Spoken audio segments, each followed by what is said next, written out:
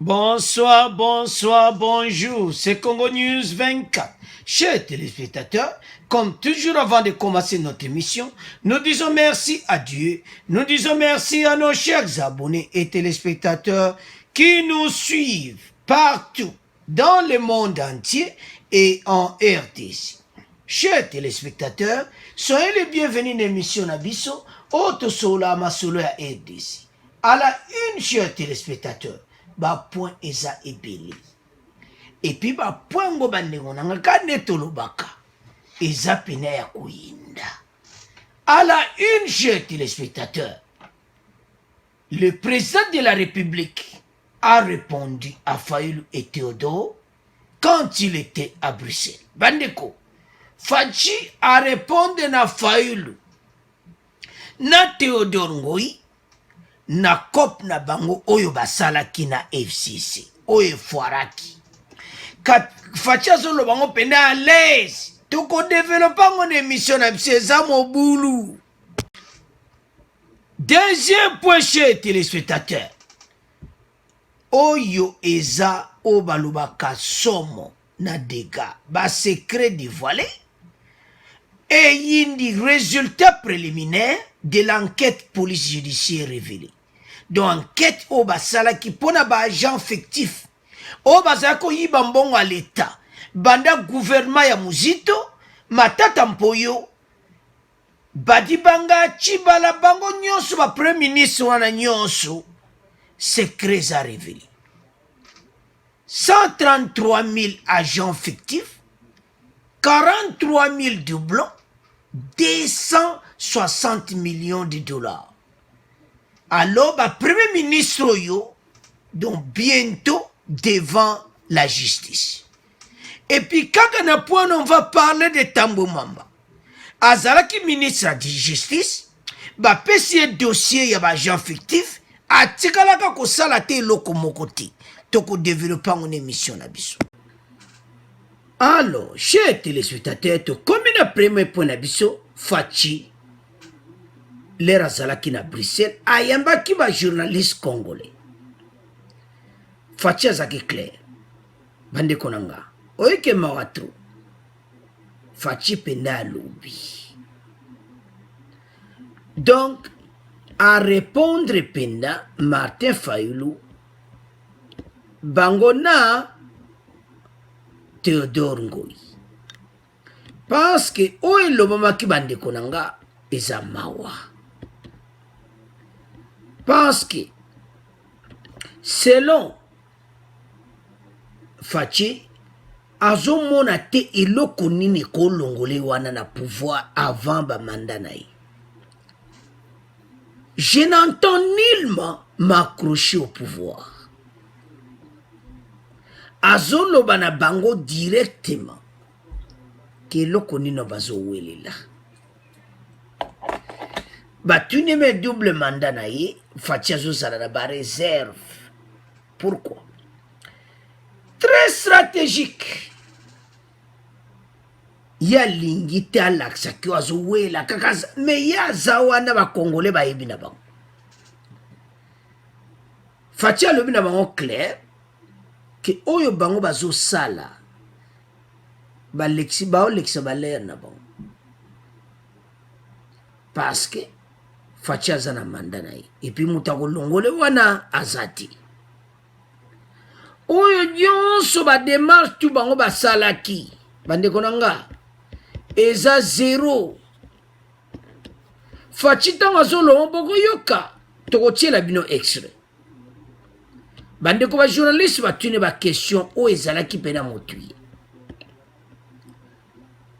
problème ba des juges oyo batuni Fachi qui problème bango mibale mandana bango et s'il a quitté alors Fachi alobaki ango clair. J'ai du mal à imaginer que des réformes opérées dans le secteur de la justice soient assimilées à un casus belli. Les sorts des juges est scellé dans la mesure où ils n'ont pas exercé les recours dans les normes. En refusant d'accepter leur nouveau poste, ils ont mis les carrières en berne. Bandeko bakomi ba chômeur. Chers téléspectateurs, ezana makambo suko tala. Tango makamba boyi ezo sala mawa.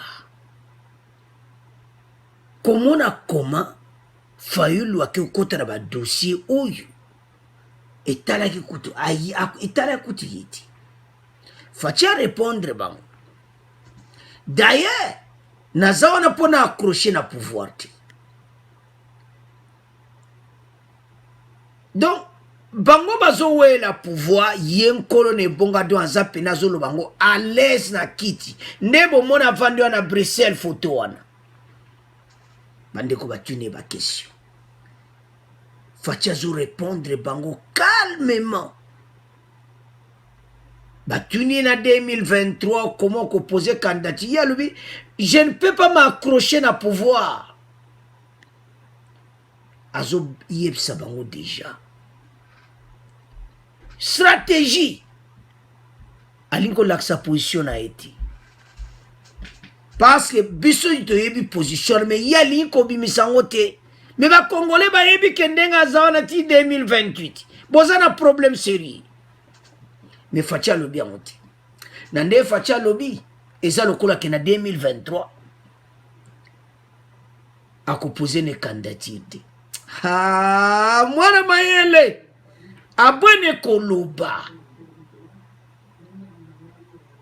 Parce que, ayebi que na 2023, et l'autre que sala maizana ngoti. Donc, ce que tali Fatia Osaneka mandamoko. Bandeko nanga tant mutu alobi ka s'accrocher na pouvoir te ka olongwane na prochain mandat. Ah, makambo eza mobulu eza niveau batebele te, faut pousser makanisi musika.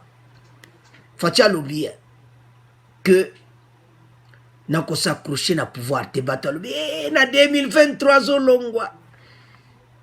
Mais yele msasa ne ka manda moko po manda ngweza mulai tro ka biso bato toyebi. Bino nde bozo lota. Bozo comprendre ma solo recensement te. Yango zo ma batu muso ba yebi yango ba beli liboma. Ba Martin Fayulu donc nde so mo ba démarche na Théodore Ngoyi.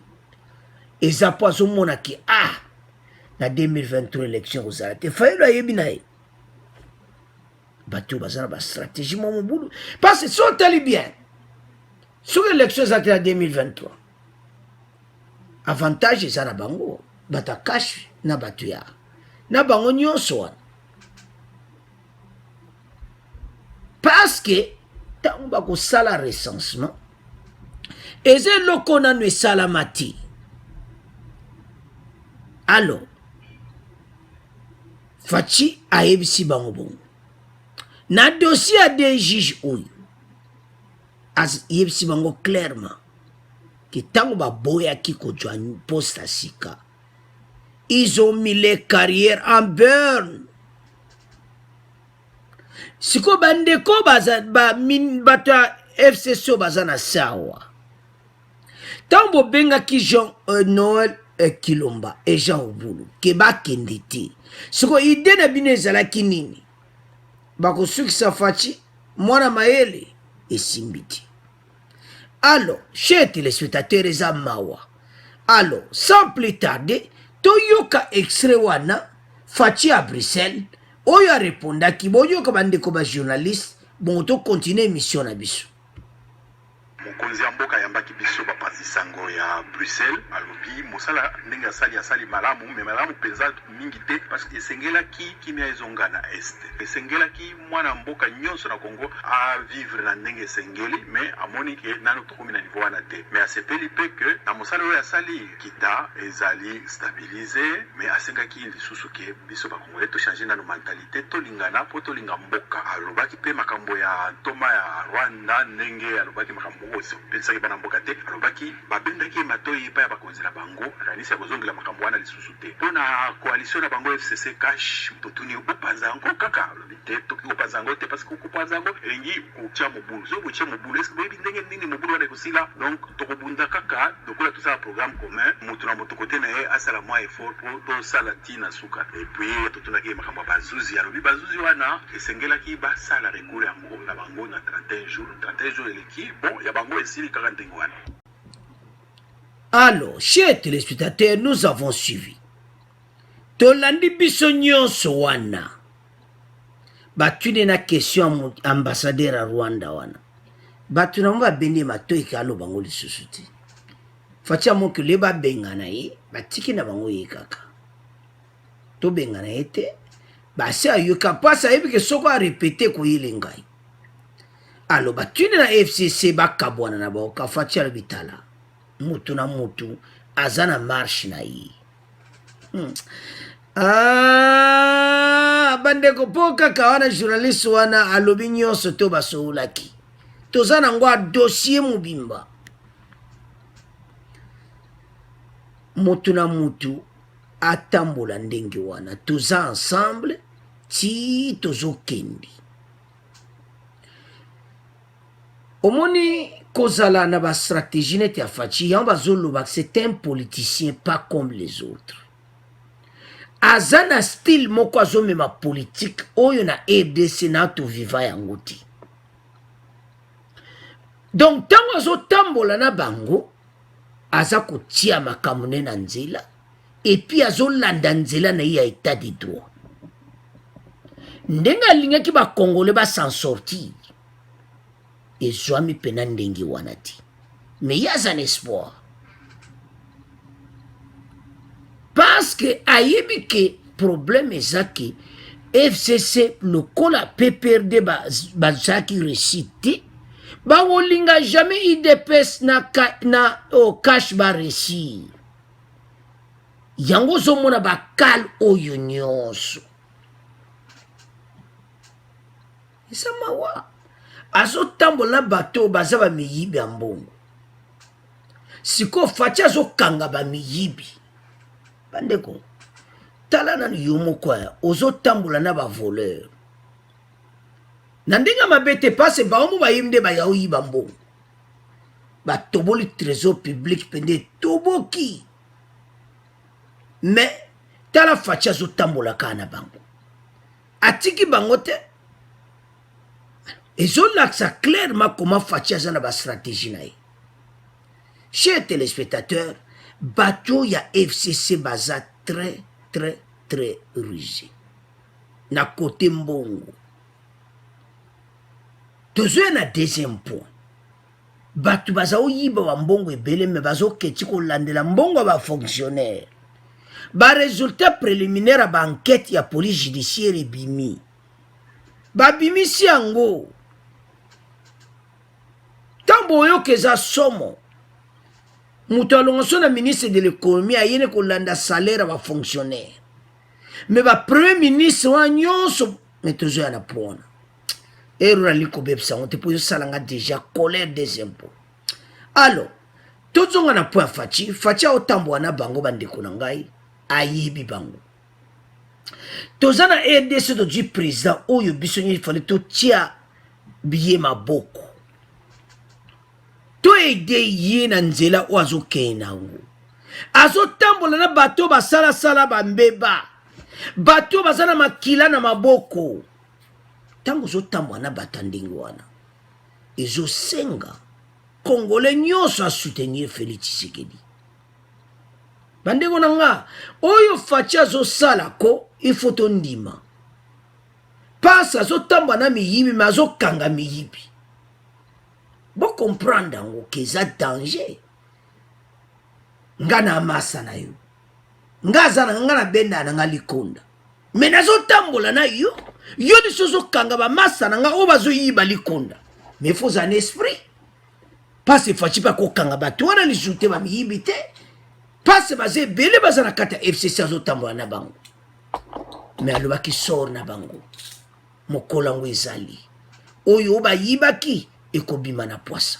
bande konanga ba dossier oyo ya FCC bozala l'aise boyoki interview na Bruxelles fachi so abimi libanda ko mona mono ndie na kimba mvutaka batu wana bata FCC po fachi pena so aza libanda ko masolo pena oyo kado so azo pesa ngo na plaisir mena kina batu wana baza mystique baza wana baza kwa mvute donc makambo ebele me wana ezanga entre parenthèses fachi jemba ko kwa mvute po aliwa na simba ka Bible ba aliwa na bango ndi baza na problème sérieux alors fachi ayebi kazo tambo na bango ayebi marche ande azo tambo na bango tous à la l'aise et lo que c'est important c'est que ako s'accrocher na pouvoir te aloba za na mandat mo azo mandat wana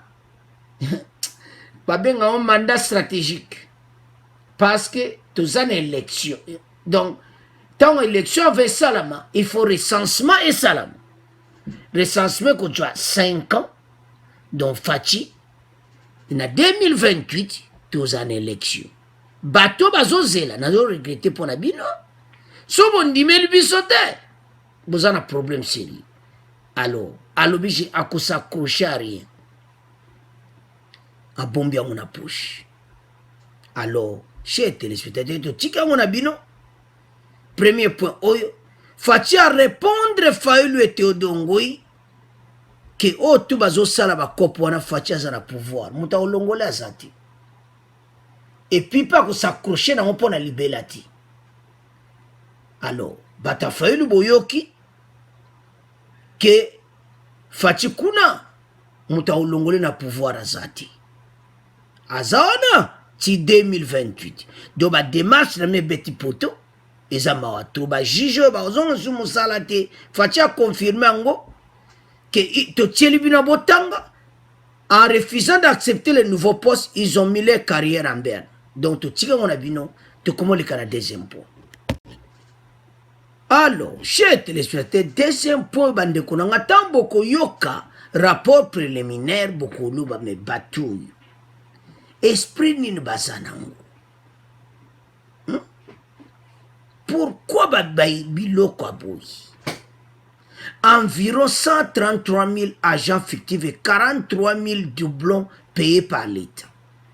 Résultat préliminaire de l'enquête, police judiciaire a révélé en haut 133 000 agents fictifs. Donc, Mouzito, Matata Mpoyo, Badibanga et Chibala bozana problème sérieux. Naba chef na bino. Donc, bino ba premier ministre. Bo yebi pi ba dossier nde batu bazo yiba. Ba agent fictif partout. Bande kona ngai. Mutu musu asala ane kutu kunate. Musu na yibite so musu eza bande kona bango. Oui, bato ba nebite bazana. Nabe oni. Baza rize na kuyiba mbongo. Eza bongo te. Paye za la parterre ndendeni. Talaka ebela ba ministre en 65. Baza kopie mutra mutazo pie na marque na yi. Mokonzi wa yepsa oni. Pasi mokonzi ye moko pe aza kopie. Alors, et lo que c'est important wa bande konangai.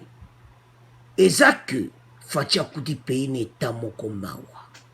O eza be exemple ko laksabino ete tozu vrai président de la République. Dossier oyo bande konangai tozo yana tambwe mwambaka na dossier oyo. Bango bazé ko doubler ba salaire pour ba retirer mbongo na trésor public. Au lieu ba benda 130 millions ba benda ki 200 donc tout le à peu près 500 passe bon bah les 260 millions. Donc c'est que le collège va double donc so ba bimisi 500 bango ba bendi la moitié. Donc mbongo nyonso bango retirer na trésor public bango bazoko lia kopna. nana dekesaka mbongo na trésor public eza ministre ya finance Matata Mpoyo avant comme premier ministre azaki ministre des finances ozomona dossier oyo surtout ye mutu aza la base parce que ye mutu abandaki masolo wana ebanda lera mozito naka likolo lera mozito nde bazali kofuta bango ti bazali kofuta mbongo bespèce Matata Mpoyo ye introduit système bafuta bango na banque bandeko Ecobank eza par terre na compte na bango na Ecobank donc baye kokuta mais ça qui soukati alors eloko eza mawa ntango bokoyoka mpe professeur wana bandeko na ngai ya odep oyo professeur Mutiba bokoyoka mpe ye mutu baosala banke ya dépense publique observatoire de la dépense publique odep bango bato baza na kati ya bankete wana bokoyoka mpe mais loko nga nazotala so natali bato na bime bato baza vraiment banani sérieux bato un pauvre fonctionnaire lemsu omona batata na bosana vraiment teletoaki na kini vraiment ozotala pesa bato etengama bapere bafuti bango te bafonctionnaire à l'état me nzoka nde bapapa wana salaire mpe eza moke azwaka yango lemso après 3 mois lemso après 5 mois mbongo yango nzone nde bazwaka yango wana bato mosusu mpe bazwaka yango me bamo basalaka na bango kuna te quel esprit alors toyoka baresultat préliminaire bongo après tocontinue émission na biso parce tokoyoka nano yango liboso après toya koyoka bato baza bango mo na kati enquête mais toyoka na journaliste a rapporté biso na radio na biso na Kinshasa bongo to continue émission na biso. En RDC, les résultats préliminaires des enquêtes de la police judiciaire des parquets sous la paix des agents et fonctionnaires de l'État renseignent qu'il y a plus de 133 000 agents fictifs et environ 43 000 doublons qui bénéficient indûment de la paix des fonctionnaires et agents de l'État officiellement reconnus. Les sources proches de la police judiciaire qui se sont confiées à Radio Kapi font des révélations sur les présumés détournements des salaires opérés par manque d'un système de bancarisation efficace depuis le mois d'août 2011 jusqu'à ce jour. Les détails avec vous, Jeff Ngoy. Selon nos sources, les agents de l'administration publique du président de la République jusqu'au dernier huissier comptent environ 1 138 000 fonctionnaires. La même source affirme que ces chiffres ne reflètent pas la réalité. Les vrais effectifs ne sont jamais maîtrisés malgré les recensements réguliers. 133 000 agents fictifs et sur plus d'1 million d'agents, cela fait plus de 13% d'agents fictifs, ce qui cause un manque à gagner considérable au trésor public. L'histoire de la bancarisation remonte de l'instruction demandée par le parquet général près la cour d'appel de Kinshasa Matete, car d'après nos sources, le rapport du comité de suivi de cette bancarisation n'avait jamais été finalisé et qu'il y aurait des éléments nouveaux. Peu avant, la première demande d'instruction avait été formulée sur injonction de l'ancien ministre de la Justice, Alexis Tambo Mwamba, puis le dossier fut classé sans suite.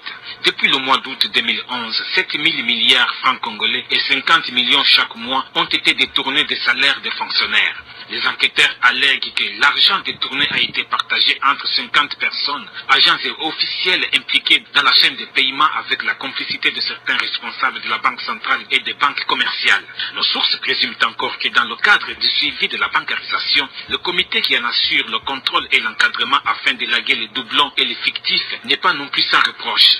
Ces responsables défalqueraient l'équivalent de 3,6 $ sur la paie de chaque fonctionnaire. À noter que les fonctionnaires de l'État se disent satisfaits de ces résultats préliminaires. Selon Jean Bosco Pouna du Sinecat, ils ont toujours réclamé un audit sur cette bancarisation et que ces enquêtes tombent ainsi à point nommé. Ils souhaitent que cela aboutisse à des sanctions. Merci. Alors, chers téléspectateurs, nous avons suivi 133 000 agents fictifs et 43 000 doublons. Oyo mbongo batoyo basakane nango. Les résultats préliminaires des enquêtes de la police judiciaire des parquets sur la paix des agents et fonctionnaires de l'État renseignent qu'il y a plus de 133 millions d'agents fictifs et environ 43 000 doublons qui bénéficient indûment de la paye des fonctionnaires et agents de l'État officiellement reconnus. Ces enquêteurs, Bandekonangai, révèlent que depuis le mois d'août 2011 jusqu'à ce jour, près de 250 millions de dollars destinés à la paie des fonctionnaires et agents de l'État ont été partagés par plus de 50 personnes. Il estime que les présumés détournements des salaires ont été opérés par manque d'un système de bancarisation efficace.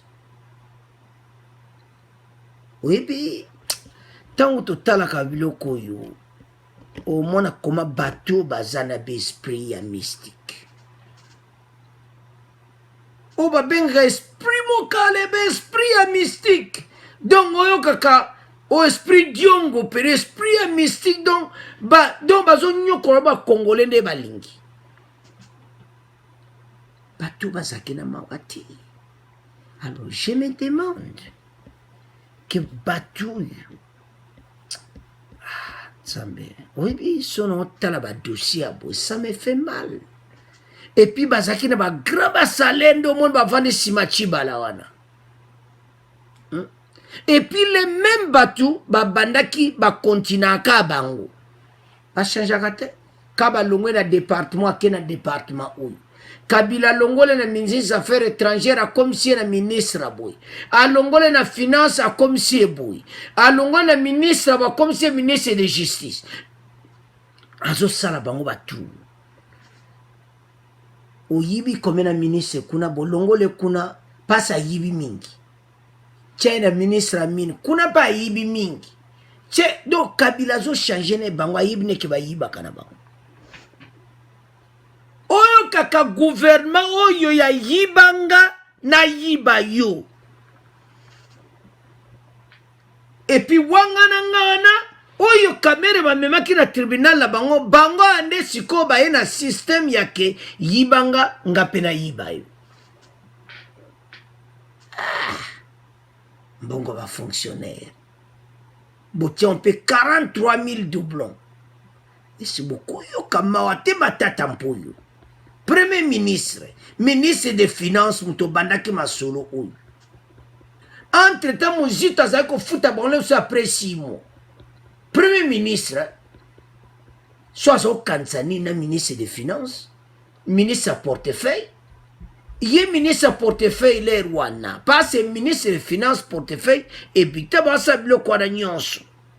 Parce que vraiment que Kansani n'est pas un peuple. Pauvre fonctionnaire de l'État. Depuis bon on se passe la ngoli kelimba va futa bango. Au moins appelle ba arrière peno ka 4 5 6 mois. Mutajwa ka salaire ti. Wansu bozotinda mutasani corruption. Moye que na fonctionnaire à l'état oyeka bo il faut futa. Parce que tata na jwa ka salaire ti. Ali akana ba document na bozoya na ngoko luka mikanda. Ah ba fonctionnaire na biso. Mais tala le na lera fatia. Bazo doit salaire chaque mois. Bondi ma Félix Tshisekedi bande konangai. Nalala kinde komoko. Alobi fatia zane mabeti. Bato batambola kanayi. Bato bazo tia bakal bazo nyoko la peuple. Mais il y aura un jour. Tangu jour ane kokweya. Bato wana nyoso bakopaka tamba. Bande konangali kale kamana suka na ngwa. Biso de ndimaïté que un jour Mobutu pas au Kenya. Mais tant Mobutu a dit peuple à mati. Wana jour congolais ndimaki. Mais les bosso bazali ko ndimate. Kaka ndenge mo batu onyoso bozo mona wana. Un jour bakotika mboka wana. Toko jamboka na biso tozo girango proprement. Facha zo tambo wana bango la interview na ye. Kitika to kende bongo bango na marque na mo yepe na marque na ye me to tambola ndenge wana passe tango ekokoka ezamawa alors to yoka batu ya odepe observatoire de la dépense publique bon auto continuer mission na biso. Jean-Louis Kayembe, professeur.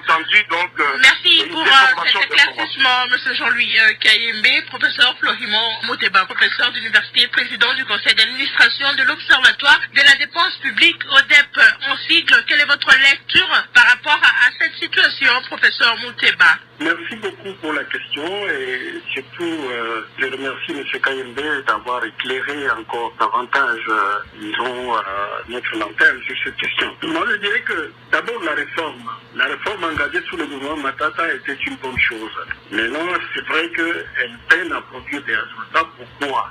D'abord il y a la culture ambiante généralisée de la fraude chez les Congolais. Et ça, c'est dans toutes les couches de la population. Parce que ce que M. Kayembe vient d'expliquer, le problème se trouve surtout au niveau de l'engagement. On essaie toute la chaîne de la dépense.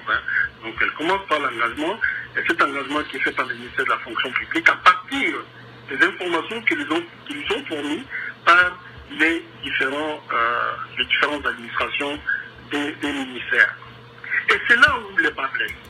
C'est-à-dire qu'on puisse établir des fausses listes, et nous savons tous, on voit des gens qui ne travaillent même pas dans la fonction publique, mais qui ont été inscrits sur des listes, que ce soit je sais pas, au ministère de l'économie, je cite comme ça, ou du commerce, ou ailleurs, où ils sont inscrits comme ça, d'une manière panthéiste, sur des listes qui vont vers les ministres de la fonction publique, qui lui fait l'engagement global sans contrôler, sans que l'on puisse contrôler cette source d'information pour détecter là où il y a la fraude, là où il y a des faux agents d'administration publique qui continuent à émerger comme des agents fictifs de l'État. Donc il y a cette culture ambiante qui n'est pas bonne, le manque de respect vraiment de la plupart des Congolais pour le patrimoine commun de nous tous. L'argent de l'État, c'est l'argent de tout le monde. Et si on considère qu'on peut perdre comme ça 250 millions de dollars, alors que nous avons des problèmes au niveau de l'enseignement, de la santé, etc. Mais quelques personnes se mettent dans une chaîne de fraude comme ça, généralisée, pour pouvoir avoir cet argent. Il y a le désir de l'enrichissement facile, le manque d'éthique et certaines pratiques qui, au plus haut sommet de l'État, au niveau des hauts fonctionnaires, etc., doivent être bannis et qui font que ce genre de situation continue donc à nous accompagner. Donc, voilà un peu les grands problèmes. Il y a aussi le fait que les différents contrôles aujourd'hui, au niveau des finances publiques, les différents contrôles sont en panne. Tous les services qui pourraient, bien sûr, on vient récemment et réhabiliter un peu les contrôles administratifs par le biais de l'inspection générale des finances, c'est une bonne chose. Mais pendant longtemps, depuis 2011, là que l'on vit, ces contrôles-là administratifs, internes à l'administration, elle-même, comme l'inspection générale des finances, étaient complètement morts. Mais aussi les contrôles qui pouvaient être exercés au niveau du ministère de la fonction publique sur qui touche réellement cet argent? Les listes qu'on envoie à la fonction publique, qui sont sur ces listes? Ce contrôle a manqué pendant si longtemps. Pourquoi? On peut se poser la question. Pourquoi on ne pouvait pas initier des contrôles physiques? Carrément. Pourquoi on n'a pas fait? Et donc, vous voyez qu'à ce niveau-là, il y a un vrai problème de contrôle qui fait que on continue comme ça, bon gré mal gré, à payer donc des agents fictifs et à perdre l'argent de l'État. Et une autre question que moi je pourrais peut-être poser à M. Kayembe, c'est de m'assurer que les agents qui ont été bloqués dans les banques, est-ce que cet argent est rentré au niveau du trésor? Ça c'est une question qu'on aimerait savoir, sur laquelle on aimerait avoir des réponses. Si c'est rentré, c'est une bonne chose, mais si ce n'est pas rentré, c'est passé où? Donc voilà un peu pour moi une série de remarques que je voulais donc signaler. Et c'est sûr que les reliquats ont été reversés au trésor, parce que vous savez, même les doublons, les agents qui vont, comment dirais-je, s'inscrire à gauche, à droite, il est dans 3 ou 4 ministères. C'est dû à la mentalité, cette mentalité de fraude qui accompagne les Congolais. ils font du mal. Mais eh bien, c'est très bien pour eux. Hein, ils peuvent gagner 3 ou 4 salaires dans 3 ou 4 ministères avec la complicité de ceux qui les mettent sur les listes. Est-ce que l'impunité ne favorise pas cette fraude, professeur Mouteba? Oui, bien sûr, mais pour punir, il faut faire des contrôles sérieux. Et ces contrôles, nous saluons ce qui est en train d'être fait par rapport à ces dossiers. Mais il faudra que les culpabilités soient établies. C'est toute une chaîne. Et qu'à partir de ce moment-là, que l'on puisse sanctionner sévèrement ceux qui sont en faute. Mais pour cela, il faut que les contrôles fonctionnent. Fabrice Ngabo, chercheur et consultant. Alors, chers téléspectateurs, nous avons suivi. Tolandi Oya Odep. Professeur Mouteba. Professeur Mouteba lobi ezama komona système wana. Matata mpoya yaki ni da kitoka bancarisation. Mais ndenge toyebi bango. Professeur Mouteba, bango basalaki yango ezalaki nde basa cop na mwa kubenda lar. Matata mpo tango zo balare le kasiko na bank ayeba ke cop disait za ba doublon. Bayeba ki na bango. Parce que comment makambo esalami batia okanga ta mutu te. Batikala ta kokanga mutu te. Sikoto komi na point ya Tambwe Mwamba. Ministre de la Justice na lero bo yokine batangi. Tambwe Mwamba bayebo tikele dossier ya ba fonctionnaire ki tala bazo sala ba bongo ba fonctionnaire bona bo. Parce ba suspecta ki on dirait l'air na bango. Tambwe tali dossier. A vérifier sengi ba procureur na lero wana soki nani ba sali ba investigation. Dossier yeli kola mesa ministre de justice atarabia o ba masa rangat nake okanga ba masa alors que dozana cop na bisa yibanga na yibayo siko ngana ke okanga bango Tambwe Mwamba du dossier na sa mesa o wo ministre de justice akangi dossier ba ministre makamutu esuika wana ero ki syndicat so meke ke prison wana bazo souffrir à mabe. Fonctionnaire azo banda na gombe makolo bande kona ngai. Ti bandal. Fonctionnaire. Na makolo mbongo atike zati. Lobe okeshu na tongo makolo. Fonctionnaire de l'État. Mais pas tout baziba mbongo basakana. Ba okanga na momutu te ministre ya justice nani Tambwe Mwamba. Bolandi batangi wana. Donc, Congolais souffrir na ye bango essentiel bazo sala ba fête na bango. Bazo tambwa na bango yibanga na yibayo. Eza na cadre à dossier. Yibanga na yibayo. Ah, quel esprit! Eh, balok esprit diongo, esprit mystique. Hein? Congolais kufa na me bango basomo ba graba villa na bagombe. Bango basana ba mbongo osomba ndako na bagombe. Ya yemo kwa salaire, même un ministre, même au Kabila, za ufuta mon ministre. Bango nyoso bavani sima Chibala bavana na Gombe. Mbenza ma campagne. Vous imaginez? Balemba mbongo te ti lelo ba yiba akaka. Donc ba Congolais to eka kotika gouvernement oyo ba yiba kana bango biso to souffra. Fachi sa bimisi ba ona poisa. Nde bazota mwana fachi wana na ebite. Nde ko sukela bango meto se na recensement salama. Wa place ba kolobo ki RDC comme pourquoi banga ba bimisa loi ya isakata koti dossier na parlement. Peut-être vous connaissez, peut-être vous connaissez pas. À koti dossier parce que loi mina ko sakati kufi. Aina dossier muso c'est nini tribalisme. Pourquoi c'est non? Parce qu'il recense, mais au Salama, la plupart des abattus à FCC. Alors, la plupart des abattus na bango, et belé bakoza lozare.